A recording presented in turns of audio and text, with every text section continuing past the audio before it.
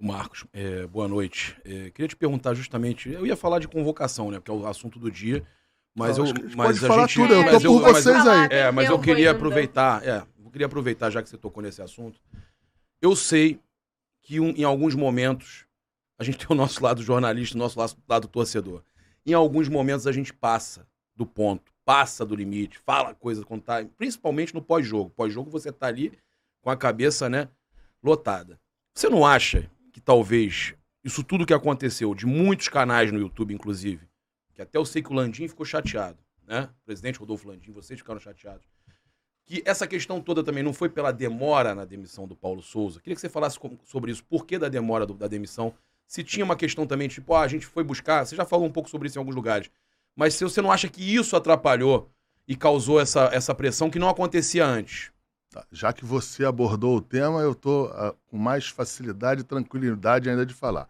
Eu acho que no que você acabou de falar, a gente tem duas situações aí. Uma, num possível erro de o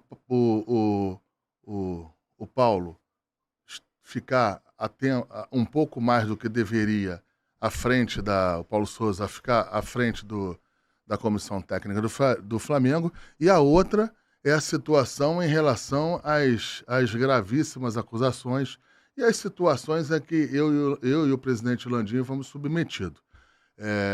Eu vou falar por mim e não pelo presidente Landim. Se tem uma pessoa que está acostumada com crítica, se tem uma pessoa que jamais deu banana para a torcida do Flamengo, você é sabedor disso.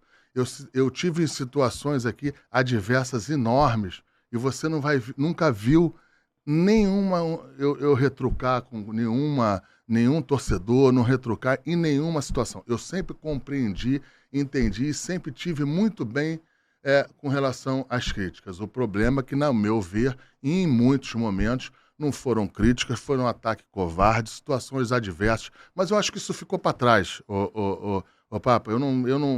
Eu acho que isso aqui ficou para trás. Eu acho que a gente tem que falar das coisas boas que a gente está aqui.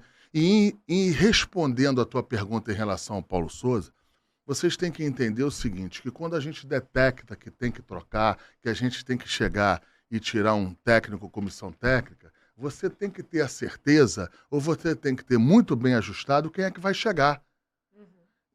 É evidente que num determinado momento eu já tinha detectado que eu tinha que tirar o Paulo Souza. É evidente. Posso incluir um negócio aqui rápido? Pode. Falaram pra mim que alguns jogadores te procuraram e falaram que gostavam do Dorival, é verdade? Não, isso não procede não, é mentira. Toda vez tem essa conversa fiada. É que pediu técnico A, B, C, nenhum técnico veio pro Flamengo por causa do jogador, nenhum técnico saiu porque por pressão de A, de B ou de C.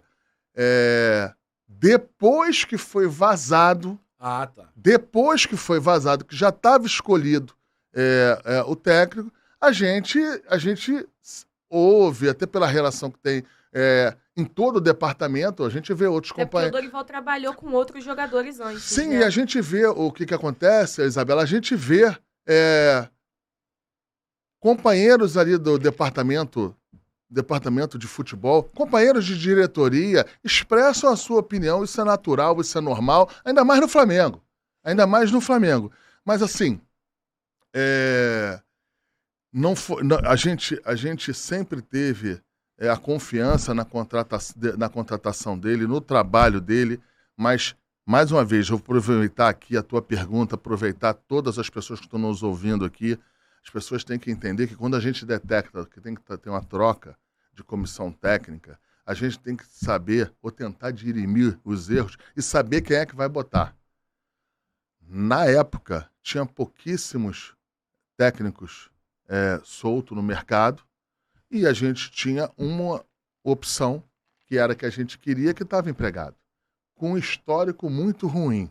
O histórico do Dorival, nesse sentido, é o seguinte: ele jamais tinha largado um contrato quando eu falo um histórico muito ruim... Ele tinha 6 vitórias seguidas na Sul-Americana com o Ceará. Então ele estava passando um momento muito bom no Ceará, e mais do que isso, ele tinha um histórico de não rompimento de contrato histórico dele. Enfim, então quando a gente teve a certeza, ou a gente ficou mais confiante na sua contratação, a gente fez as mexidas e talvez eu possa concordar que a gente fez, Isabela, as mudanças na hora possível e não na hora que a gente detectou.